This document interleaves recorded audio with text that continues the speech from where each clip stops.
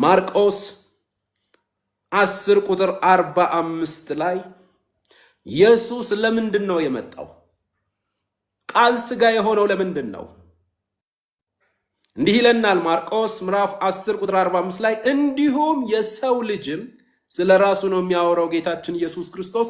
እንዲሁም የሰው ልጅም ሊያገለግልና ነፍሱን ለብዙዎች ቤዛ ሊሰጥ እንጂ እንዲያገለግሉት አልመጣም ይላል።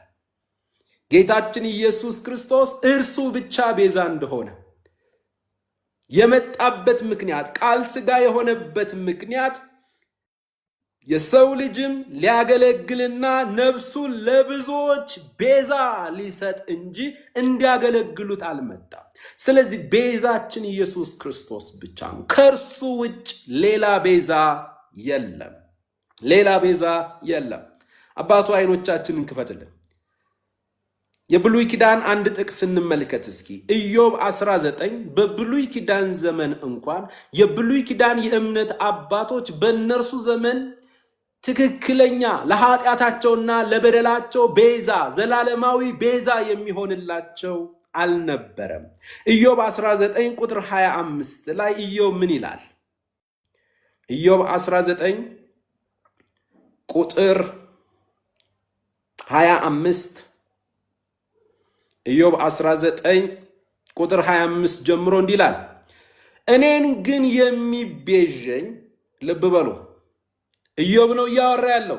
እኔን ግን የምትቤዠኝ ሳይሆን እኔን ግን የሚቤዠኝ ሕያው እንደሆነ በመጨረሻም ዘመን በምድር ላይ እንዲቆም ይህ ቁርበቴ ከጠፋ በኋላ በዚያን ጊዜ ከሥጋዬ ተለይቼ እግዚአብሔርን እንዳይ አውቃለሁ። እኔ ራሴ አየዋለሁ፣ ዓይኖቼም ይመለከቱታል፣ ከኔ ሌላ አይደለም፣ ልቤ በመናፈቅ ዝሏል ብሎ ቤዛውን ከሩቅ እየተመለከተ በእርሱ ዘመን ቃል ሥጋ አልሆነምና ከፊት ለፊት እየተመለከተ እኔን ግን የሚቤዠኝ ሕያው እንደሆነ በእርሱ ዘመን ቃል ሥጋ አልሆነም። ቅዱሳን እናንተ ብፁዓን ናችሁ። እናንተ በተፈጸመ ጌታችን ኢየሱስ ክርስቶስ ፈጽሞ ባጠናቀቀው ዓለም ውስጥ ነው የገባችሁት። የብሉይ ኪዳን የእምነት አባቶች ጽድቅ እንኳን የሚቆጠርላቸው በክሬዲት ነው። ሂሳብ አልተከፈለም። ሲሞቱ ወደ አብ እቅፍ ሳይሆን ወደ አብርሃም እቅፍ ነበር የሚሄዱት። ሂሳብ አልተከፈለም። መሲሁ በሥጋ ተገልጦ ለኃጢአት የሚሆነውን ሙሉ ሂሳብ አልከፈለምና በክሬዲት ነው የሚቆጠርላ። አንተ ወንድሜ በካሽ ነው ያንተ የተረጋገጠው። ሁሉን ነገር ጨርሶ ተፈጸመ ካለ በኋላ የመጣ የተባረክ ዘቹዝን ጀነሬሽን ነው። አባቶይ በኢየሱስ ስም እናመሰግናለን። ስለዚህ ኢዮብ ምን አለ? እኔን ግን የሚቤዠኝ ሕያው እንደሆነ ስለ መሲሁ ነው የሚያወራው። በመጨረሻም ዘመን በምድር ላይ እንዲቆም ይህ ቁርበቴ ከጠፋ በኋላ በዚያን ጊዜ ከሥጋዬ ተለይቼ እግዚአብሔርን እንዳያውቃለሁ። ያ የሚቤዠው እግዚአብሔር እንደሆነ፣ ያ የሚቤዠው መለኮት እንደሆነ፣ መለኮት በሥጋ ሲገለጥ ቃል ሥጋ ሲሆን በሰውነቱ በሰራው የቤዞት ሥራ ምክንያት እኛ ተቀባይነትን አገኘን። ከዘላለም ፍርድ አመለጥን። ምትካችን ከጉዳ ወጣን። ቤዛችን ከጉዳ ወጣን። ከኢየሱስ ውጭ ቤዛ የለም። ስለዚህ ኢዮብ ምን አለ? እኔን ግን የሚቤዠኝ እንጂ የምትቤዠኝ ብሎ በሴት ጾታ አልጠራ። እኔን ግን የሚቤዠኝ ሕያው እንደሆነች ሳይሆን ሕያው እንደሆነ ለመቤዠት ቤዛ ለመሆን ለኃጢአት የሚሆነውን ዘላለማዊ ሂሳብ ለመክፈል ለኃጢአት የሚሆነውን ዘላለማዊ መስዋዕትነት ለማቅረብ ቃል ሥጋ መሆን አለበት። መሲሁ ነው ይህንን ሥራ መስራት የሚችለው።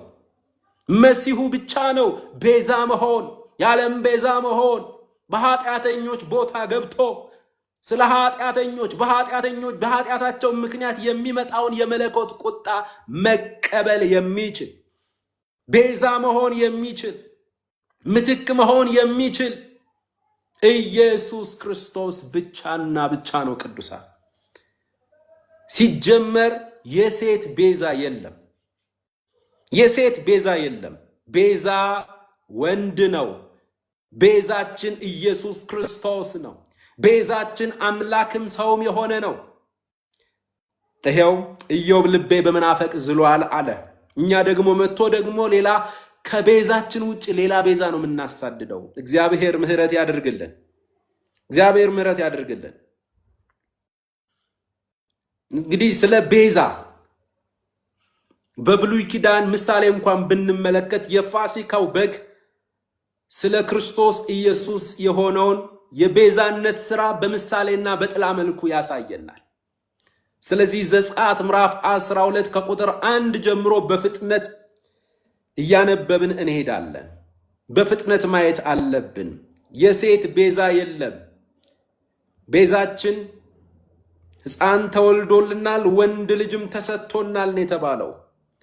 ቤዛችን ወንድ ነው። ቤዛችን ኢየሱስ ክርስቶስ ብቻ ነው። ዘጸአት 12 ከቁጥር 1 ጀምሮ እግዚአብሔርም በግብፅ አገር ሙሴንና አሮንን እንዲህ ብሎ ተናገራቸው። እስራኤላውያን በባርነት ቀንበር በግብፅ በፈርዖን አገዛዝ ውስጥ ነበሩ። ነገር ግን በዚያች በግብፅ በምትጠፋው በፈርዖን አገዛዝ ውስጥ ቢሆኑ እነርሱ ግን እግዚአብሔር አስቀድሞ ከ430 ዓመት በፊት በቅድመ አያታቸው በአብርሃም በኩል ያውቃቸው ነበር። ተመልከቱ፣ ግብፅ ይችን የምትጠፋውን ዓለም የምትወክል ናት። በግብፅ ላይ ገዢ የሆነው ፈርዖን የዚህ ዓለም ገዢ የተባለውን ዲያብሎስን የሚወክል ነው። የግብፅ ነዋሪዎች አምቢሊቨርስን የማያምኑ ሰዎችን የሚወክል ነው። የፈርዖን ሰራዊቶች አጋንንቶችን፣ ርኩሳን መናፍስቶችን የሚወክሉ ናቸው። በምትጠፋው ምድር በማያምኑ ሰዎች መካከል ግን እግዚአብሔር ከ430 ዓመት በፊት በቅድመ አያታቸው በአብርሃም በኩል የሚያውቃቸው ትውልዶች ነበሩ። እኛን ከዘላለም ዘመናት በፊት በክርስቶስ እንደሚያውቀን፣ በክርስቶስ እንደመረጠን ተመልከቱ ቅዱሳን። ስለዚህ በዚህ በማያምነው ዓለም ውስጥ ነው ያለነው። የእስራኤል ሕዝብ ታሪክ የኛን የቤዞት ሥራ፣ የፋሲካው ጠቦት የኛን የቤዞት ሥራ የሰራልንን የእግዚአብሔርን ጠቦት የእግዚአብሔርን በግ ኢየሱስ ክርስቶስን የሚያሳይ ነው። ለዚያም ነው ፋሲካችን ክርስቶስ ታርዷልና ብሎ ሐዋርያው ጳውሎስ የፋሲካው ጠቦት የፋሲካው በግ ኢየሱስ ክርስቶስ እንደሆነ ያረጋግጥልናል። ስለዚህ እግዚአብሔርም በግብፅ አገር ሙሴንና አሮንን እንዲህ ብሎ ተናገራቸው። ይህ ወር የወሮች መጀመሪያ ይሁናችሁ፣ የዓመቱም መጀመሪያ ወር ይሁናችሁ። እንግዲህ ጠቦቱ ከታረደበት ጊዜ ጀምሮ ነው የሚቆጠረው።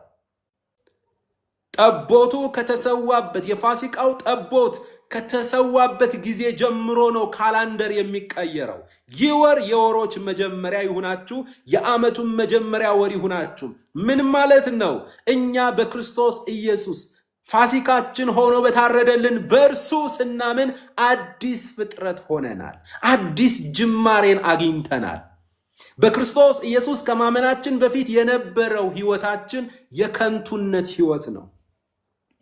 የከንቱነት ሙታን ሆነን ስንመላለስ የነበርንበት የጨለማው ገዢ የተባለው ዲያብሎስ እርሱ ተቆጣጥሮን ፈቃዱን ይፈጽምብን የነበረበት ያ የከንቱነት ዘመን አይቆጠርም።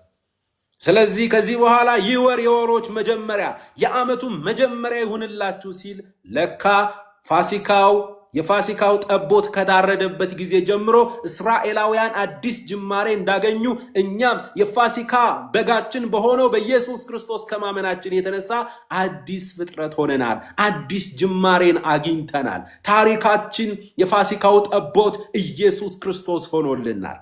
ቀጥሎ ምን ይላል?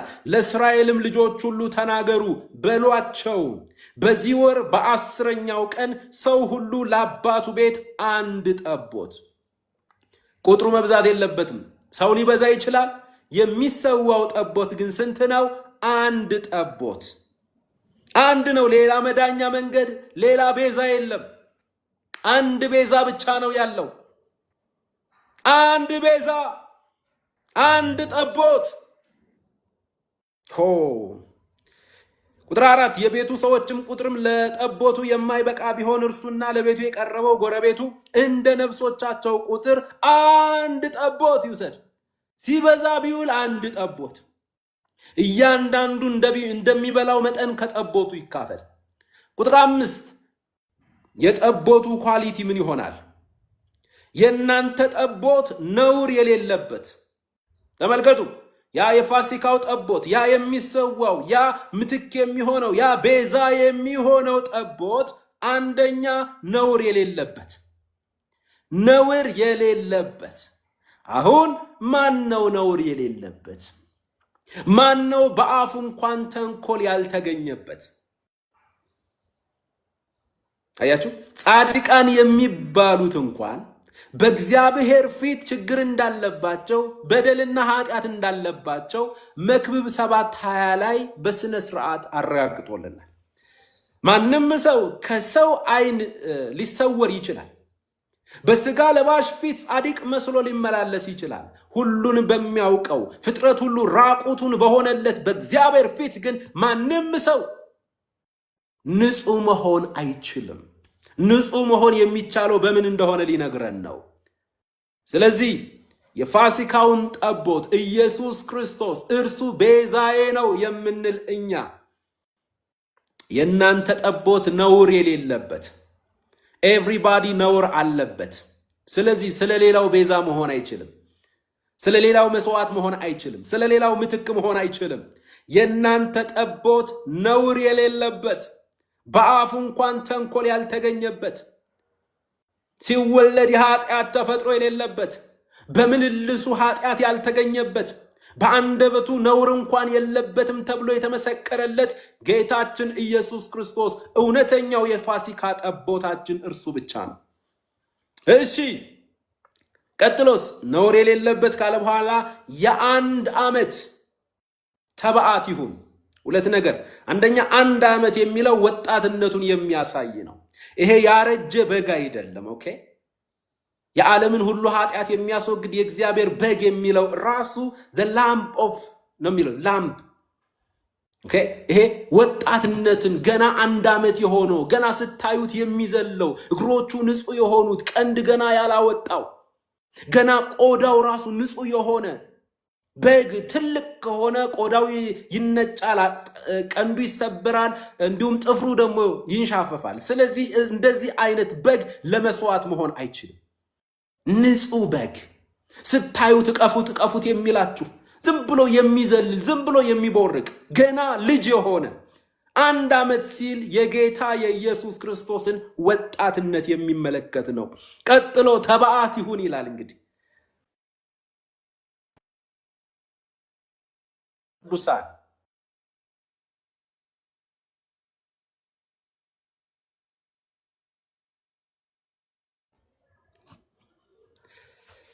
ተባዓት ይሁን ይላል።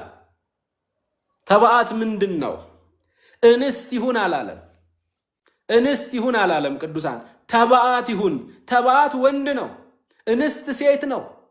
ስለዚህ የናንተ ጠቦት መስዋዕት መሆን የሚችለው ቤዛ መሆን የሚችለው ምትክ መሆን የሚችለው የፋሲካው ጠቦት አንደኛ ነውር የሌለበት፣ ሁለተኛ የአንድ ዓመት ገና ወጣት መሆን አለበት፣ ንጹህ እንዲሆን ነው። ሶስተኛ ደግሞ ተባዓት ይሁን። የሴት ቤዛ የለም፣ የሴት ምትክ የለም። አባባ እናመሰግናለን፣ ተባዓት ይሁን። ሕፃን ተወልዶልናል፣ ወንድ ልጅም ተሰጥቶናል ተብሏል። እሱ ብቻ ነው ቤዛ መሆን የሚችለው። ከእርሱ ውጭ ሌላ ቤዛ የለም። ከኢየሱስ ውጭ ሌላ ቤዛ የለም። ወንድሞቼ እህቶቼ በደንብ ስሙኝ። መጽሐፍ ቅዱሱን እንማማር። ወደ መጽሐፍ ቅዱሱ ሐሳብ እንመለስ። የጌታ የኢየሱስ ክርስቶስን ቤዛነት ለስጋ ለባሽ መስጠት ከኃጢአቶች ሁሉ የከፋ ኃጢአት ነው።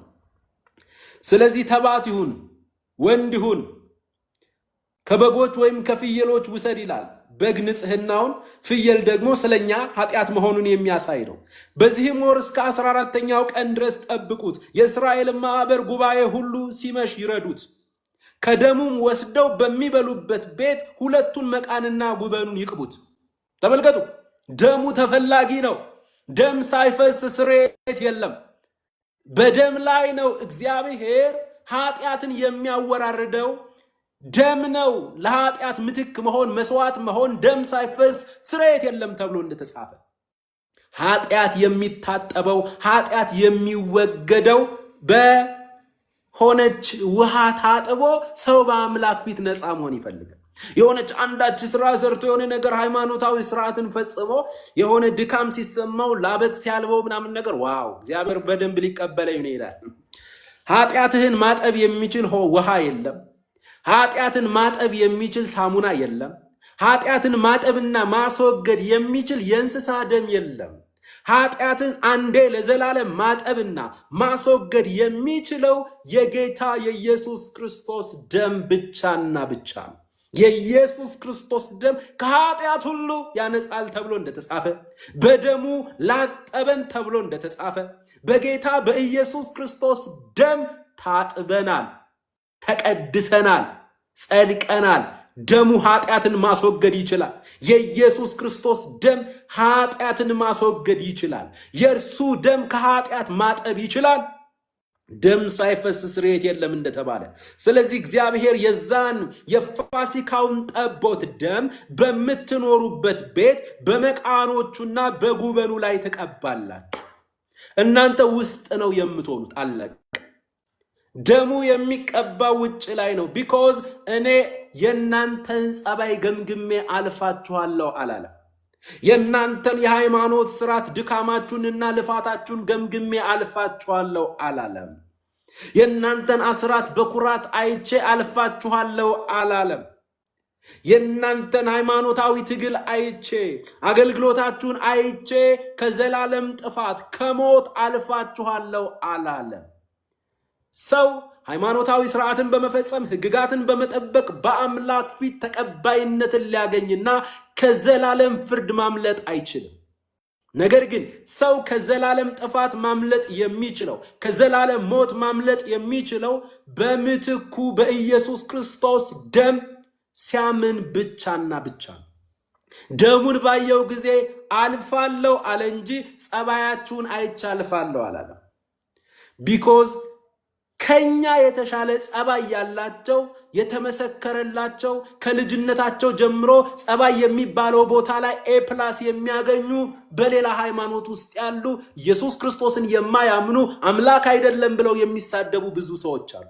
በጸባይ ከሆነ እዚህ ቤት ያለን እኛ ፈጽሞ ደህንነት የማይገባን ፈጽሞ።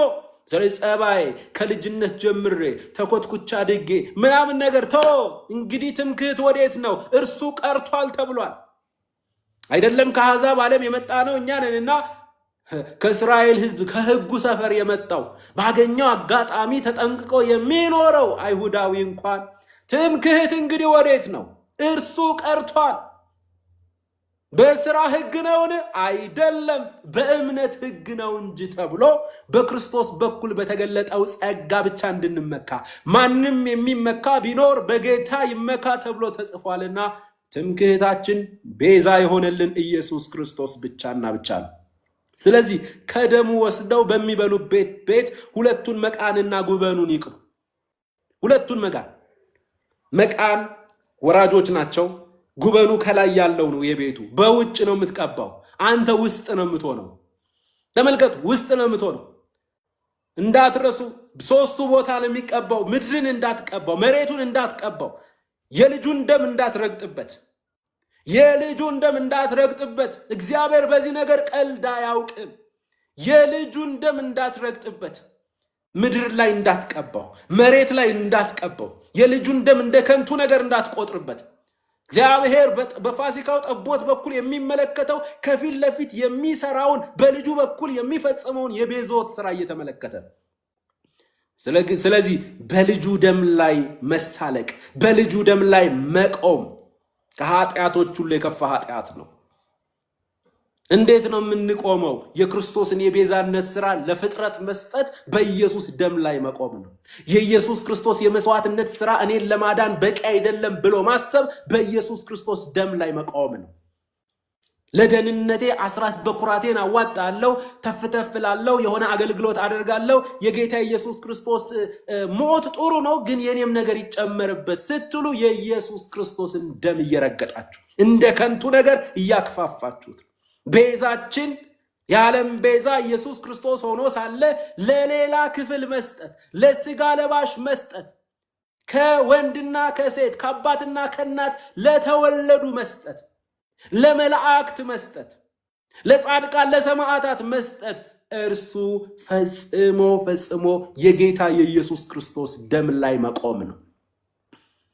የኢየሱስ ክርስቶስ ደም ላይ መቆም ነው። እንዳትረሱ ብዙ ሰማዕታት አሉ፣ በወንጌል ምክንያት የተሰዉ ሰማዕታት አሉ። ኢየሱስ ግን መስዋዕት እንጂ ሰማዕት አይደለም። አያችሁ፣ ኢየሱስ ክርስቶስ መስዋዕት እንጂ ሰማዕት አይደለም። አይደለም። የሰማዕት ደም አንተን ሊያጸድቅ አይችልም። መስዋዕት የሆነልህ፣ ምትክ የሆነልህ፣ ቤዛ የሆነልህ ራሱን ቅዱስና ሕያው መስዋዕት አድርጎ ዘላለማዊ መስዋዕት አድርጎ ያቀረበ አንድ የእግዚአብሔር ጠቦት አለ። የእርሱ ደም ብቻ ነው። ኢየሱስ ክርስቶስ ቤዛችን ነው። ከእርሱ ውጪ ሌላ ቤዛ የለም። ኢየሱስ ክርስቶስ መስዋዕት እንጂ ሰማዕት አይደለም። አይደለም። አዎ አባባ። ስለዚህ ከደሙ ወስደው በሚበሉበት ቤት ሁለቱን መቃንና ጉበኑን ይቅቡ። ከደሙ ወስዶ ቁጥር 8 በእሳት የተጠበሰውንም ስጋውንና ቂጣውን እንጀራ በዚያች ሌሊት ይብሉ። ሲበሉ ከምን ጋር ይብሉት? ከመራራ ቅጠል ጋር ይብሉት። አያችሁ፣ ኢየሱስ ክርስቶስን ባገኘነው አጋጣሚ እንመገበው። ምን ይብሉት የሚለው የትኛውን? በእሳት የተጠበሰውን፣ በፍርድ ያለፈውን፣ የተሰቀለውን፣ መከራ የተቀበለውን እርሱ ነው። በእሳት የተጠበሰውን ሲል በአንተ ቦታ በአንቺ ምትክ ቤዛ ሆኖ ስለ ኃጢአታችንና ስለ በደላችን ሂሳብ የከፈለውን መስቀል ላይ ተሰቅሎ አምላኬ አምላኬ ስለምን ተውከኝ ኤሎሂ ኤሎሂ ላማ ሰበቅታኒ ብሎ የጮኸውን በአምላክ የፍርድ ትኩሳት ውስጥ ያለፈውን እርሱን ኢየሱስን ተሰበከው። እርሱን ኢየሱስን እንማማረው። ሃይማኖቶች ሁሉ ባይዘው አንዳንድ ሃይማኖቶች ኢየሱስን አክብረው ሁሉ ነው። በመጽሐፍ ቅዱስ ውስጥ ያልተመዘገበ ሁሉ ተአምር አድርጓል ይላሉ። ብዙ ነገር ሊያወሩ ይችላሉ። ከልጅነቱ ጀምሮ ተአምር ያደርግ ነበረ፣ እንዲና እንዲያ ያደርግ ነበረ። ጥሩ ሄዶ ግን ተሰቀለ ስትል ኖ እሱ አይደለም የተሰቀለው። እርሱን ለማስያዝ ሲጠቁም የይሁዳንና የኢየሱስን መልክ ቀያየረው። ያን ጊዜ ይሁዳ ኢየሱስ መስሏቸው ይዘው ወስደው ሰቀሉት ይላሉ። ለምንድነው ሰይጣን ከልጅነት ጀምሮ እንዲያወሩ አድርጎ እንዲተርኩ አድርጎ ስቅለቱ ላይ ሲደርስ ለምንድነው የሚሸፍንባቸው? ለምንድነው ዘወር የሚያደርግ? ደህንነትህ ወንድሜ የተመሰረተው ኢየሱስ በባህር ላይ ሲራመድ ሳይሆን መስቀል ላይ ምትክ ሆኖ ስላንተ ሲሞት ነው። ታምር አደረገ፣ ደህንነት አልተፈጸመም። ወፍ ሰርቶ ያበር ነበረ፣ ደህንነት እዛ ላይ አልተመሰረተም። ደህንነት በሞቱና በደሙ ላይ የተመሰረተ ስለሆነ ኢየሱስ ክርስቶስ ተሰቀለ ስትለው ሃይማኖቱ ሁሉ አይወድም። ቢኮዝ ከሃይማኖት ጀርባ እግዚአብሔር ሳይሆን ሰይጣን ነው ያለው። ሃይማኖት አደንዛዥ እጽ ነው። ፈጽሞ የእግዚአብሔርን ስራ የጌታ የኢየሱስ ክርስቶስን የቤዛነት ስራ መጽሐፍ ቅዱስ ላይ የተጻፈውን እውነት እንዳትረዳ አደንዝዞ የሚይዝ ይልቅስ ከኢየሱስ ይልቅ የኢየሱስ ክርስቶስን ግብር የኢየሱስ ክርስቶስን ስራ ለፍጥረት እንድትሰጥ የሚያደርግ ሃይማኖት አደንዛዥ እጽ ስለሆነ ሰይጣን ትውልድን ሁሉ ሃይማኖት በሚባል ገመድ ነው አስሮ ያዘው። ወንድሞቼ ኢየሱስ ክርስቶስ የሃይማኖት መሪ አይደለም፣ እርሱ ሕይወት ነው። የመጣው ሃይማኖት ሊያቋቁም አይደለም፣ ሕይወት እንዲሆንላችሁና እንዲበዛላችሁ ለዚህ መጥቻለሁ። ስለዚህ በእሳት የተጠበሰውን ያንን ስጋውን ያንን ቂጣ እንጀራውን በዚያች ሌሊት ይብሉ። የኢየሱስ ክርስቶስን መስዋዕትነት ስትሰባበክ፣ ስትማማር፣ ስትዘምር፣ ስትጸልይ ነገር ሁሉ ከመስቀሉ ጋር እንዲገናኝ፣ ነገር ሁሉ ከትንሣኤው ጋር እንዲገናኝ፣ ነገር ሁሉ ከኢየሱስ ክርስቶስ የቤዛነት ሥራ ጋር እንዲገናኝ መስቀሉንና ትንሣኤውን ያላማከለ ክርስትና ስላልሆነ ሰማይ ዕውቅና ስላልሰጠው። ስለዚህ ቅዱሳን ወንድሞቼና እህቶቼ ሐዋርያው ጳውሎስ ራሱ በተደጋጋሚ ባገኘው አጋጣሚ ክርስቶስ ኢየሱስ እንደተሰቀለ ሆኖ እንዲታያችሁ አላደረኩም ነበር? እንደተሰቀለ አሁንም ክርስቶስ ኢየሱስ እንደተሰቀለ ሆኖ እንዲታያችሁ ምጥ ይዞኛል። ምንድነው ሐዋርያው? እኔስ ዓለም ለእኔ እኔም ለዓለም ከተሰቀልኩበት ከክርስቶስ መስቀል በቀር ትምክህት ከኔ ይራቅ። ክርስቶስ ኢየሱስ እንደተሰቀለ ከዚያ ውጭ ላልሰብክ ቆርጫለሁ። የመስቀሉ ቃል ለሚጠፉት ሞኝነት ነው፣ ለኛ ለምንድነው ግን የእግዚአብሔር ኃይል ነው። እኛ ግን የተሰቀለውን ክርስቶስን እንሰብካለን። ለምንድነው ሐዋርያው እንዲህ የሚለው? ደህንነትህ እዚያ ላይ ነው ያለው። ነገር ሁሉ እዛ ላይ ነው ያለው። ያንተ የሆነ ሂሳብ የተከፈለው እዚያ ላይ ነው። አይኖቻችሁን ከተሰቀለው ክርስቶስ ላይ ዘወር እንድታደርጉ እንድታነሱ ከሚያደርጉ አገልጋዮች ራቁ። ከእንደዛ አይነት ሰዎች ራቁ። ከእንደዛ አይነት መጽሐፍቶች ራቁ እና በእሳት የተጠበሰውን በፍርድ ውስጥ ያለፈውን በመከራ ውስጥ ያለፈውን ኢየሱስን ከጌቴሴማኒ አትክልቱ ስፍራ ጀምሮ ተፈጸመ ብሎ ራሱን አሳልፎ እስኪሰጥ ድረስ በመከራ ውስጥ ያለፈልን፣ በለቅሶ ውስጥ ያለፈልን፣ በእስራት ውስጥ ያለፈልን፣ በግርፋት ውስጥ ያለፈልን፣ ልብሱን የተገፈፈው መስቀል መሸከም አቅቶት በየቦታው ሲወድቅ የነበረው በመጨረሻም እንጨት ላይ ለ6 ሰዓታት ተሰፍቶ በመለኮት የፍርድ ትኩሳት ውስጥ ያለፈው እውነተኛው መሲህ እግዚአብሔር የሁላችንንም ኃጢአት በእርሱ ላይ አኖረ፣ ተጨነቀ፣ ተሰቃየ፣ አፉን አልከፈተም፣ በማስጨነቅና በፍርድ ተወሰደ። በሸላቾቹ ፊት ዝም እንደሚል ጠቦት ለእርድ የተነዳውን ኢየሱስ ክርስቶስን ቤዛህን፣ ኢየሱስ ክርስቶስን ቤዛሽን እንዳትረሺ፣ ቤዛችሁን እንዳትረሱ።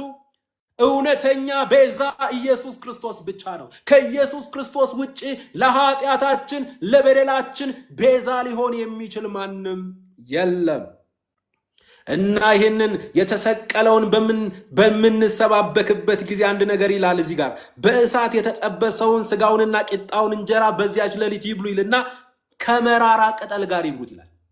ስለዚህ ትክክለኛውን ወንጌል ስትሰብክ ትክክለኛውን ኢየሱስን ይዘህ ስትጓዝ መራራ ቅጠል ምን ማለት ነው? መከራ አለብህ። አዎ ይመራል። በእርሱ ምክንያት የምትቀበለው መራራ አለ። ከራስ ነው የሚጀምረው። ሊከተለኝ የሚወድ ራሱን ይካድ ይላል። ነፍስህን እንደማትጠቅም እንደ ከንቱ ነገር ካልቆጠርካት የወንጌሉ ኃይል ባንተ አይገለጥም። ወንጌል ለብልጣብልጦች አይመችም። ወንጌል ለብልጣብልጦች አይመችም። ወንጌል ለሸቃጮች አይመችም። ወንጌል አደራ እንጂ እንጀራ አይደለም።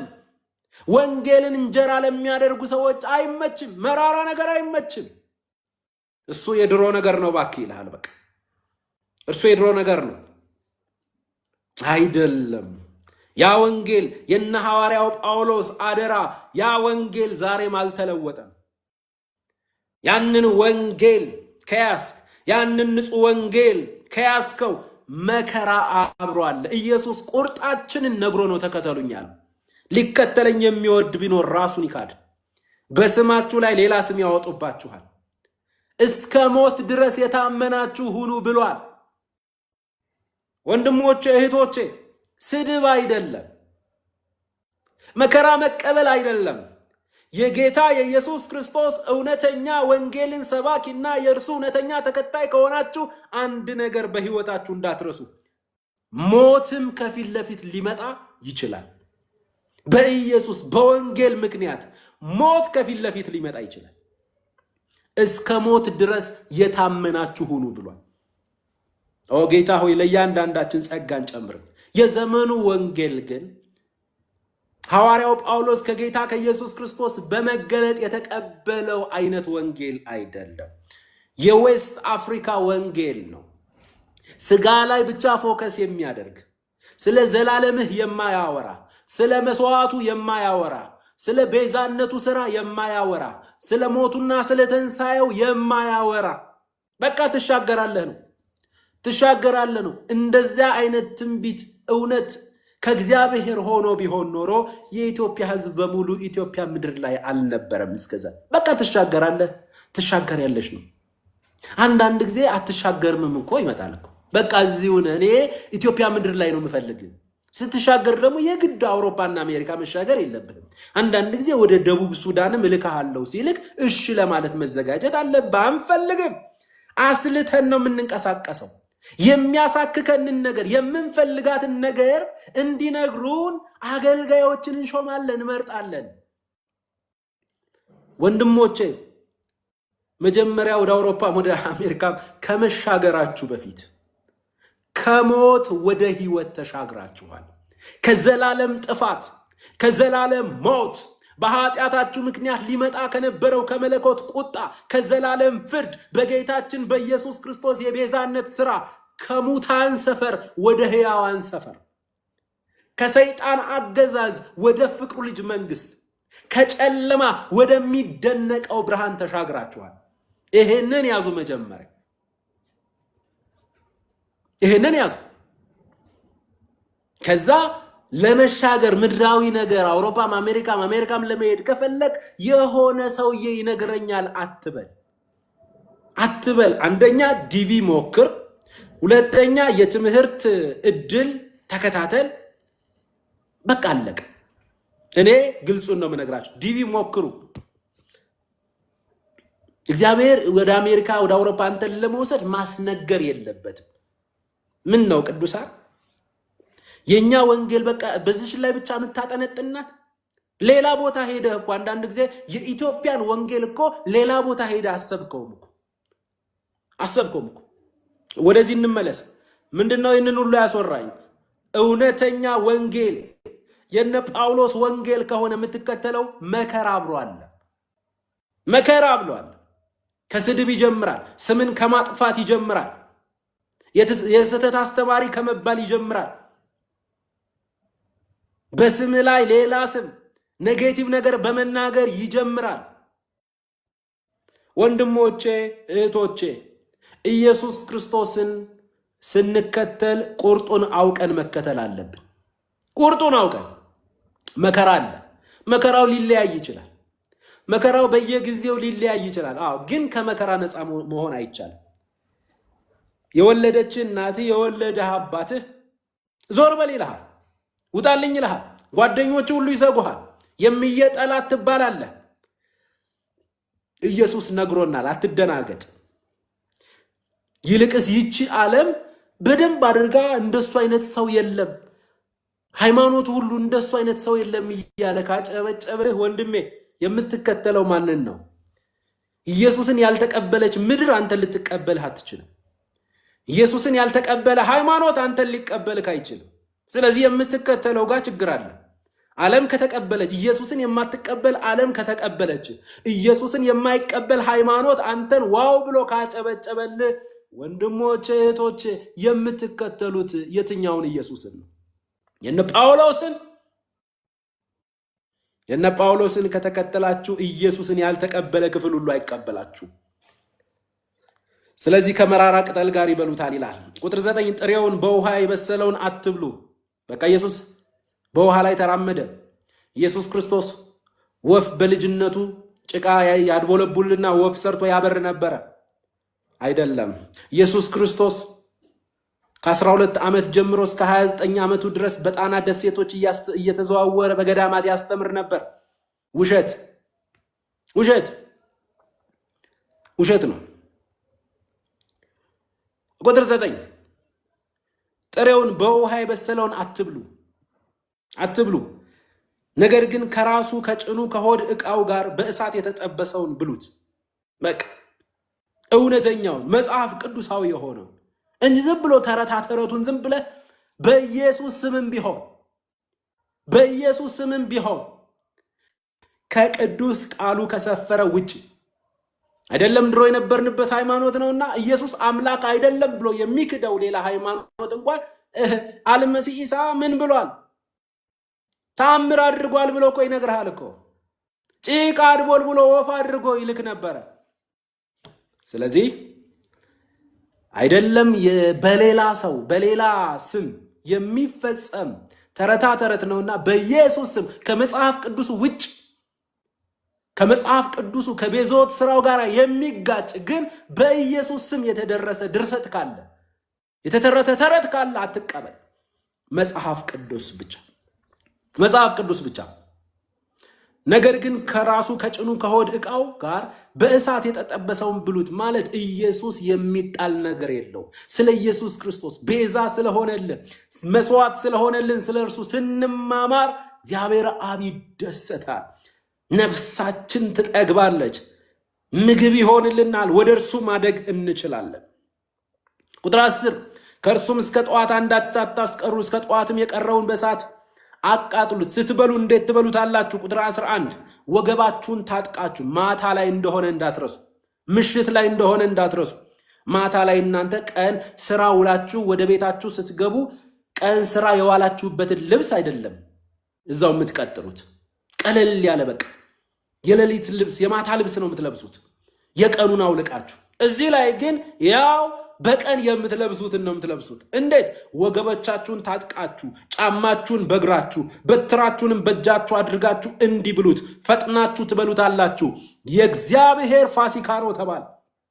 ተመልከቱ ቅዱሳን፣ እንዴት ምሽት 3 ሰዓት ምሽት 4 ሰዓት ላይ አንድ ሰው ወገቡን ታጥቆ ልብሱን ለብሶ ጫማውን አድርጎ በትሩን በእጁ ይዞ በፍጥነት ሲበላ ምንድነው ፒክቸሩ? ተጓዥ ነው። ግብፅን ጥሎ ይችን ዓለም ጥሎ የሚሄድ ነው። እኛም አገራችን በሰማይ ነው። በምድር ነን እንጂ ከምድር አይደለንም። ቤዛችን ኢየሱስ በቅርቡ ይገለጣል። መነጠቅ ይሆናል። ከተባረከው ተስፋችን ከኢየሱስ ጋር መገናኘት ይሆንልናል። ሃሌሉያ። ሳታዩት ትወዱታላችሁ ተብሎ የተነገረለት ሳይታይ የሚወደድ ሳይታይ ነፍሳችንን በፍቅር ያቀለጠ በፍቅር ያጠፋ ኢየሱስ ብቻ ነው። ሳናየው የወደድነውን እርሱን ስናየው ምንድነው ምን ሆነው አላውቅም። ጌታ ሆይ ቶሎና፣ ጌታ ሆይ ቶሎና። እውነተኛ ቤዛ እሱ ነው ቅዱሳን፣ እውነተኛ ቤዛ እሱ ነው። ስለዚህ ወገቦቻችሁን ታጥቃችሁ ከግብፅ ሊወጡ ነው። በፋሲካው ጠቦት አማካኝነት እርሱን እየበሉ ነው። ከግብፅ ሊወጡ ነው። እንዴት ሆነ? ወገቦቻቸውን ታጥቀው፣ ጫማችሁን በእግራችሁ በትራችሁን በእጃችሁ። ሃሌሉያ። የእውነትን ወገብ ታጠቁ አለ። የሰላምንም ወንጌል ተጫምታችሁ በትራችሁን ኃይል ስልጣን ኢየሱስ ነው እርሱን ይዛችሁ በፍጥነት ትበላላችሁ። እናንተ በምድር ናችሁ እንጂ ከምድር አይደላችሁም። እናንተ የሌላ ዓለም ሰዎች ናችሁ። እኛስ አገራችን በሰማይ ነው። ከሰማይ የመጣው ሰማያውያን አድርጎናል። አድራሻ ተቀይሮልናል። ስምህ ይባረክ። ዋው። ቁጥር 12 እኔም በዚያች ሌሊት አለ እግዚአብሔር፣ እኔም በዚያች ሌሊት በግብፅ አገር አልፋለሁ። ይህች ምድር የሚፈረድባት በፍርድ ውስጥ ያለች ምድር ናት። የግብፅ ነዋሪዎች በፍርድ ውስጥ ያሉ ናቸው። የግብፅ አለቃ ፈርዖን በፍርድ ውስጥ ያለን የዚህ ዓለም ገዢ የተባለው ነው። የፈርዖን ሰራዊቶች አጋንንቶችና ርኩሳን መናፍስቶች በፍርድ ውስጥ ያሉ ናቸው።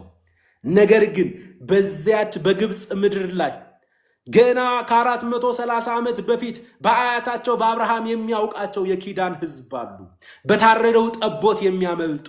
እኛም ከዘላለም ዘመናት በፊት በክርስቶስ ያውቀን ነበር። በእርሱ በፋሲካችን በታረደልን በእርሱ ደግሞ ማምለጥ ሆኖልናል። እኔም በዚያች ሌሊት በግብፅ አገር አልፋለሁ። በግብፅም አገር ከሰው እስከ እንስሳ ድረስ በኩሩን ሁሉ ገድላለሁ። በግብፅም አማልክት ሁሉ ላይ ፈርድባቸዋለሁ። እኔ እግዚአብሔር ነኝ። ደሙም ባላችሁበት ቤቶች ምልክት ይሆንላችኋል። ምን ይሆናል? ምልክት። ማምለጫችን ከዘላለም ጥፋት ከፍርድ ያመለጥነው በደሙ ነው። ወንድሜ በኢየሱስ ደም ነው ማምለጥ የሆነልን። በኢየሱስ ደም ነው ከኃጢአታችን የታጠብነው። በኢየሱስ ደም ነው ከኃጢአታችን የነጻ ነው። በኢየሱስ ደም ምክንያት የዕድሜ ዘመን ኃጢአታችን ሂሳቡ ተከፍሏል። ደሙም ባላችሁበት ቤቶች ምልክት ይሆንላችኋል። ሌላ ምልክት አታድርግ ወንድሜ፣ ሌላ ምልክት አታስገባ።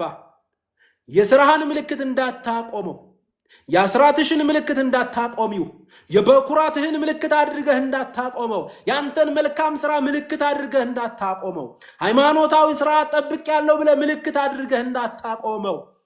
እግዚአብሔር ደም ካላየ ይበቀልሃል፣ ይፈርድብሃል። ደም ሳይፈስ ስርየት የለም። ስለዚህ ደሙን ባላችሁበት ቤቶች ምልክት ይሆንላችኋል።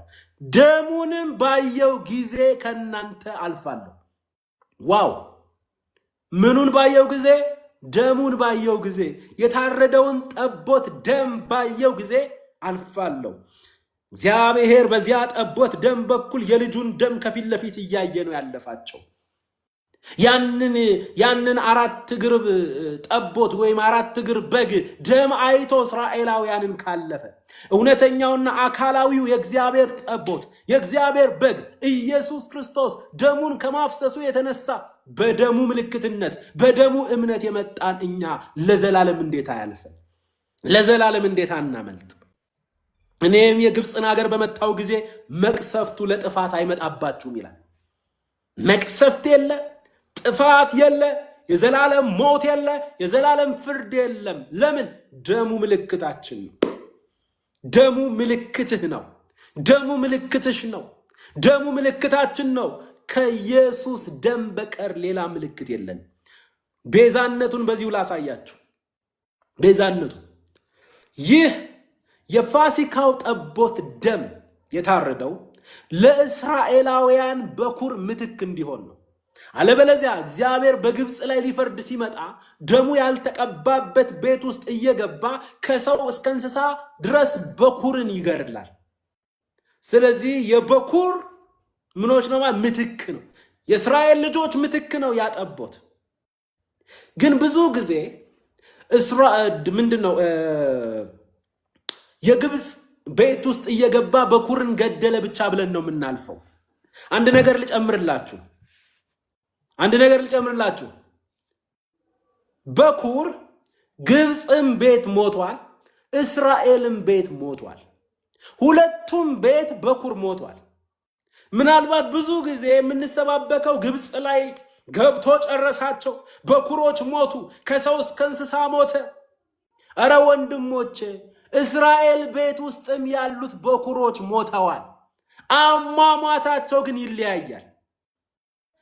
እግዚአብሔር ወደ ግብፅ ቤቶች ሲመጣ የግብፅ ቤቶች ላይ ደም ስላልተቀባ ቀጥታ ሞት ማንን አገኘው? የግብፁን በኩር አገኘው። የግብፅ ልጆች ሁሉ አለቁ። ለምን? ደም ስላልቀቡ። እስራኤላዊው ግን ምትክ ከፊት ለፊት ቆሞለታል። እርሱን ወክሎ የታረደ አለ። ደሙም ምልክት ሆኖለታል።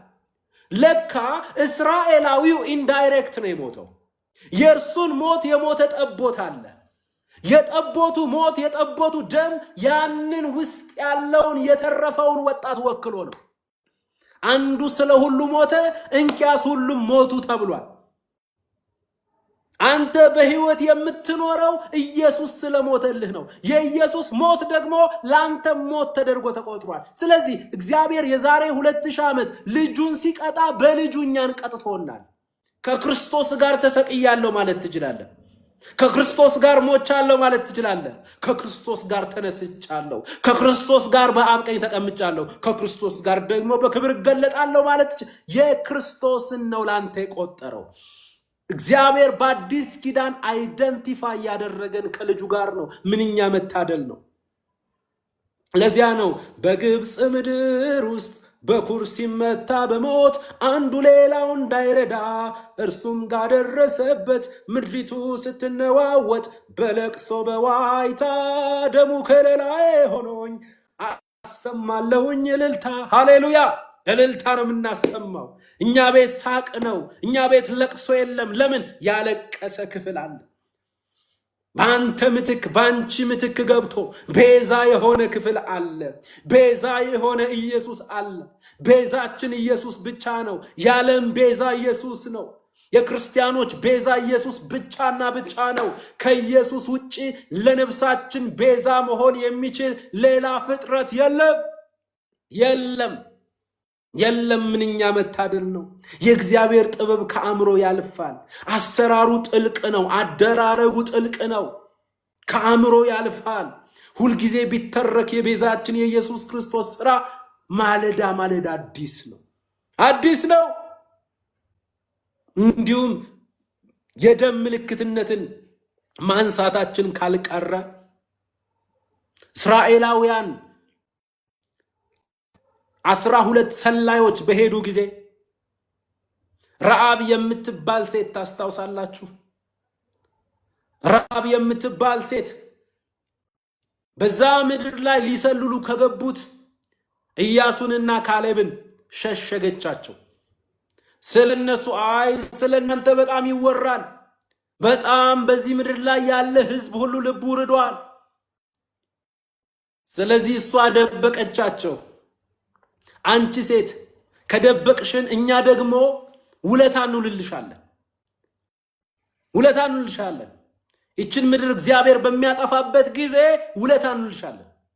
በቃ በኢያሪኮ የሚኖሩ እዚህ ምድር ላይ ሰላዮች ገብተዋል ብለው ሲመጡ በቤቷ ደብቃና ሸሽጋ አስመለጠች። ከዚያስ እናንተ ለጥፋት በምትመጡበት ጊዜ ህዝብ ሁሉ ሲጠፋ ምንድነው የሚሆነው ብላ ስትጠይቃቸው ባጭሩ ማለት ነው ማብራራላችሁ፣ እንዲህ አሏት፣ በመስኮትሽ በኩል ቀይ ሐር ታንጠለጥያለሽ። ከዛ አንቺም ቤተሰቦችሽም ሁሉ ያንቺ የሆነው ሁሉ እንዲገባ ታደርጊያለሽ፣ ማንም እንዳይወጣ። ያን ጊዜ እግዚአብሔር በኢያሪኮ ላይ ሲፈርድ ኢያሪኮ ስትጠፋ አንቺ ከቤተሰቦችሽ ጋር አትጠፊ፣ የመጣው ፍርድ አያገኝሽም። እና ምንድነው መታመኛዬ? ምን ምልክት ላድርግ? ምልክቱን በመስኮት በኩል የሚወርድ ቀይ ሐር ታደርጊያለሽ። ተመልከት፣ ያ ቀይ ሐር የጌታ የኢየሱስ ክርስቶስን ደም የሚያሳይ ሐሩ ሲንጠለጠል የፈሰሰ ደም ነው የሚመስለው። ደሙን ባየው ጊዜ ከናንተ አልፋለሁ እንዳለ እስራኤላውያንን ደሙን አይቶ ያችን ኃጢአተኛ ሴት እኮ ናት፣ ጋለሞታ ሴት እኮ ናት፣ በዚህ ዘመን ቋንቋ ፕሮስቲዩት እኮ ናት፣ መሸታ ቤት እኮ ነው ያላት። ያውም ደግሞ የቅጥሩ መተላለፊያ መውጫና መግቢያ ላይ ነው እንግዲህ ያለችው። ጋለሞታዋ ረዓብ እኮ ነው የሚለው መጽሐፍ ቅዱስ። እንደዛች አይነት ሴትም ተስፋ አላት። ተስፋዋ ክርስቶስ ነው። የትኛውም ኃጢአተኛ በኢየሱስ ክርስቶስ ደም እስካመነ በእርሱ መስዋዕትነት እስከተማመነ ድረስ እግዚአብሔር ይቀበለዋል፣ ከኃጢአቱ ያነጻዋል፣ ከዘላለም እሳት ከዘላለም ፍርድ ማምለጥ ይሆንለታል። ስለዚህ ወንድሞቼ እህቶቼ፣ ኃጢአተኛ የሆነ ሁሉ ተስፋ አለው። ኢየሱስ ስለ ኃጢአታችሁና ስለ በደላችሁ ሞቷል። እናንተን ለማጽደቅ ከሙታን መካከል ተለይቶ በሶስተኛው ቀን ተነስቷል። በእርሱ የቤዛነት ሥራ ብታምኑ እግዚአብሔር አብ ይቀበላችኋል፣ መዳን ይሆንላችኋል፣ ጽድቅ ይሆንላችኋል።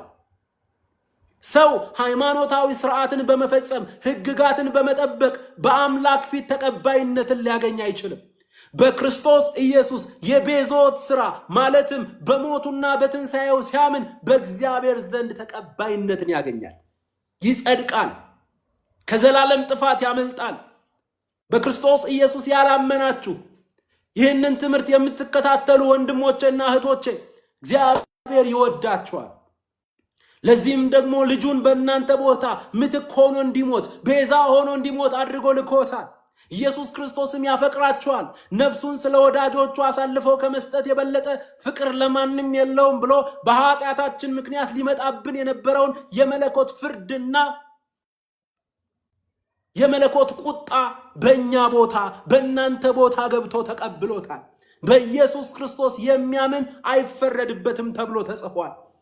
ይህንን እውነት በየቦታ ሆናችሁ የምትሰሙ ወንድም እህቶቼ፣ ሙሴ በምድረ በዳ እባብን እንደሰቀለ እንዲሁ በእርሱ የሚያምን ሁሉ የዘላለም ሕይወት እንዲኖረው እንጂ እንዳይጠፋ የሰው ልጅ ይሰቀል ዘንድ ይገባዋል። በእርሱ የሚያምን ሁሉ የዘላለም ሕይወት እንዲኖረው እንጂ እንዳይጠፋ እግዚአብሔር አንድያ ልጁን እስኪሰጥ ድረስ ዓለሙን እንዲወዷል። በእርሱ በሚያምን አይፈረድበትም። በማያምን ግን በአንዱ በእግዚአብሔር ልጅ ስም ስላላመነ አሁኑኑ ተፈርዶበታል ይላል። በክርስቶስ የሚያምን አይፈረድበትም። በክርስቶስ የቤዛነት ሥራ በእርሱ ቤዞት የሚያምን ከዘላለም ጥፋት ያመልጣል። ስለዚህ በዚያው አጋጣሚ እየሰማችሁ ያላችሁ ወንድሞቼ እህቶቼ፣ ይህንን የከበረ የምስራችን እነግራችኋለን። በዚህ ሰዓት ዘላለማችሁን መቀየር ትችላላችሁ። ቤዛ በሆነላችሁ፣ ምትክ በሆነላችሁ፣ በሞተላችሁ፣ በሶስተኛውም ቀን ከሙታን መካከል ተለይቶ በተነሳላችሁ በኢየሱስ ክርስቶስ ስም ብታምኑ በዚህ ሰዓት ዘላለማችሁን መቀየር ትችላላችሁ። ዘላለማችሁን መቀየር የሚችል መስዋዕት ቀርቧል። ከናንተ ድካምና ኃጢአት በላይ የሆነ መስዋዕት ቀርቧል።